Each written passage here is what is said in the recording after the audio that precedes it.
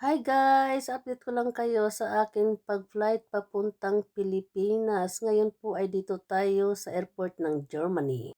At ngayon dito naman tayo sa airport ng Abu Dhabi. Kaya mga guys, isang sakay na lang sa eroplano, nasa Maynila na po tayo.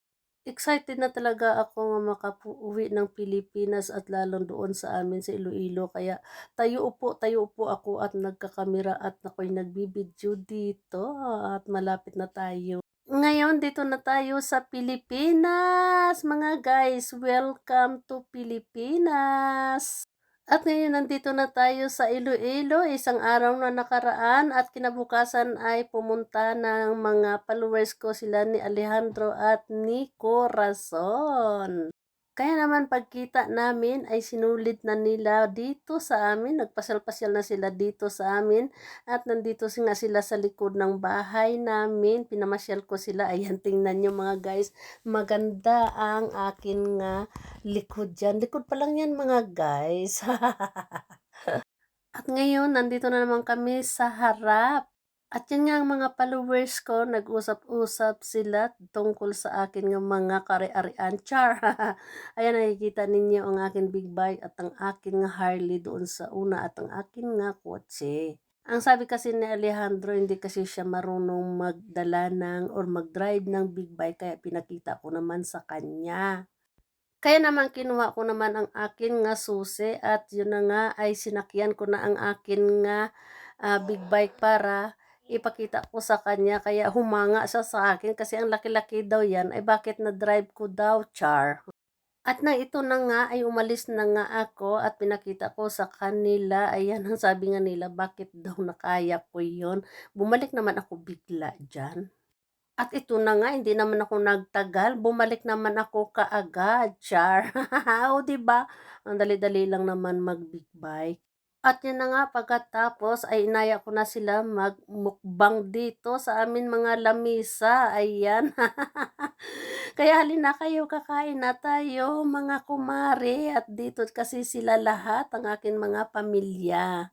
Minsan lang ito nangyari sa buhay ko nga kain-kain kami lahat sa dahon. Pero ang akin nga shrimp, binalatan pa ng akin timbang, nawala na yung mga ulo. Kaya tingnan nyo guys, kung nakikita nyo dyan, wala na kaming mga shrimp dyan dahil gawa nga ng binalatan na at linagyan niya ng butter lang. At yan, alam nyo ba guys, pinatong na lang yan dyan sa taas. Diyos ko day, wala palang alam yung akin timbang sa amin nga gawa dito nga kain-kain sa dahon. At ba ang tawag dito? Bulol fight ang tawag dito. Ano ba? Basta ganyan na yan.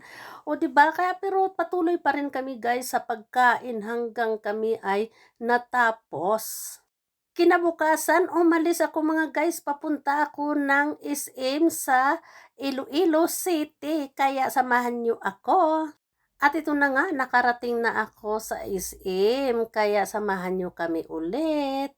At ito na nga ako sa may pintuan kung saan ang security guard sa SM. Kaya tara mga guys, samahan nyo na ako.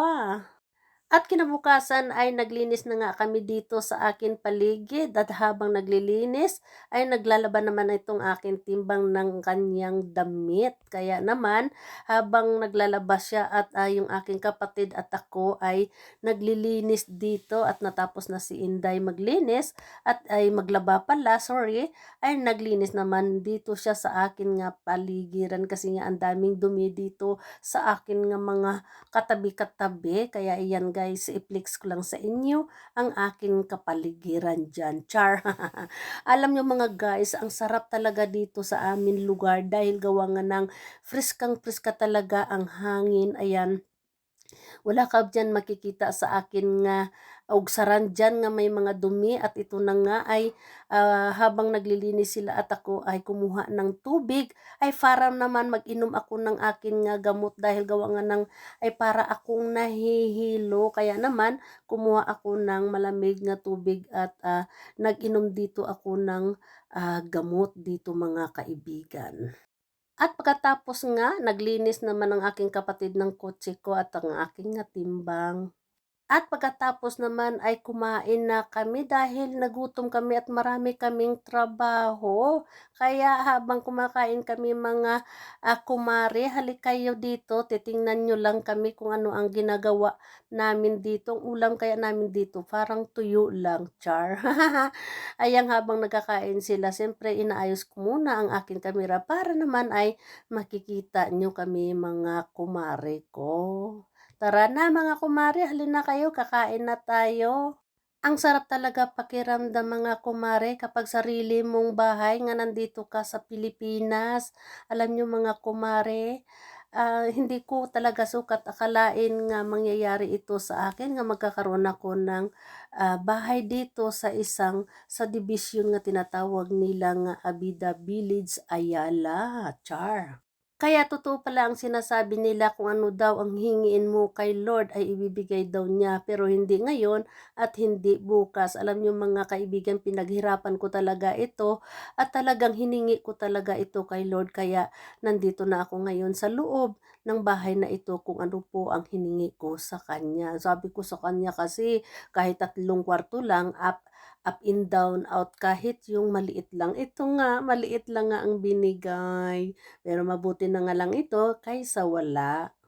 At sunod naman nga araw mga kumare ay in-invite ko ang akin nga mama para na makakapag-relax-relax siya dito dahil gawa nga ng 1 day na lang at ako ay uuwi na ng Europa, Germany. Natutuwa talaga ako mga kumare dahil kahit papaano, alam nyo ba, ang mama ko parang ayaw umalis dito sa akin dahil ang sabi niya maganda daw dito sa lahat daw niyang anak.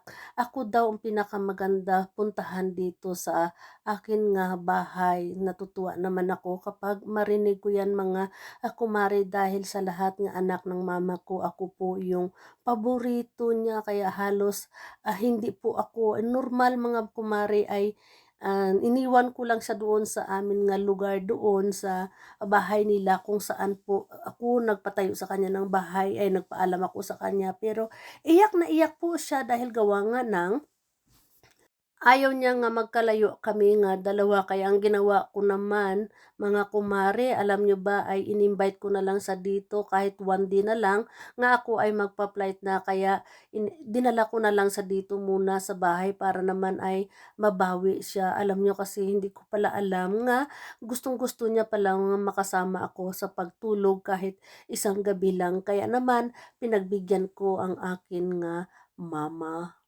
Kaya ito na nga ang time, bumalik na nga ako at dito na nga ako sa airport ng Iloilo papuntang Maynila.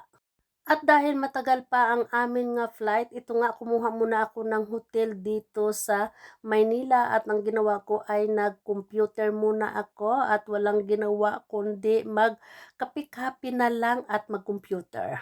At ngayon mga kumare, nandito na ako sa eroplano papuntang Germany. Kaya goodbye Pilipinas, hanggang sa next year ulit. Siyempre habang hindi pa lumilipad ang eroplano ay mag-video-video muna tayo para may remembrance. At sa wakas, nandito na nga ako at nakababa na ako sa eroplano at ayun na nga, dahil gusto ko makaranas magsakay ng tren at nagtren na lang ako sa mabilis nga tren. Alam nyo ba mga guys, galing sa kung saan ako nagbaba ng eroplano dito sa Europa, 3 oras pa papunta sa akin. Dito ko pala nakita, napagkadami-dami ng mga tren dito. Dito lang ako nakakita sa buong buhay ko nga ang haba-haba ng nasakyan ko nga tren at ang sobra ng bilis. Yung sinasabi nila daw nga RC daw to, ewan ko ba ano to nga klaseng tren nga. Bakit? Grabe talaga ang haba-haba. Siguro mga 2 kilometro ang haba ng tren. Nakikita nyo naman yan mga guys. Naku, ang sarap-sarap talaga magsakay ng tren. Naku, mula nung nandito ako sa Germany, ngayon lang ako nakasakay ng tren nga mabilis. As in, kung nakikita nyo guys, yung malayo na yan ay hanggang doon pa yun ang dulo ng sinasakyan ko. haba-haba talaga. Kaya mga kaibigan, mga kumare, ayan doon sa ginaturuan ko sa may puti na yan, nandoon ang ulo ng tren nga sinasakyan ko, 3 oras galing sa airport. Ang sinasakyan ko nga tren, Diyos ko napakaganda-ganda mga kaibigan, may mga pagkain pa, pwede ka pa mag-inom-inom, ayan napakaganda-ganda. Sana mga kumare nag-enjoy po kayo sa akin nga video. Kaya hanggang dito na lang kasi wala na akong maibibideo, naubos na at saka nandito naman ako sa Germany. Bye-bye!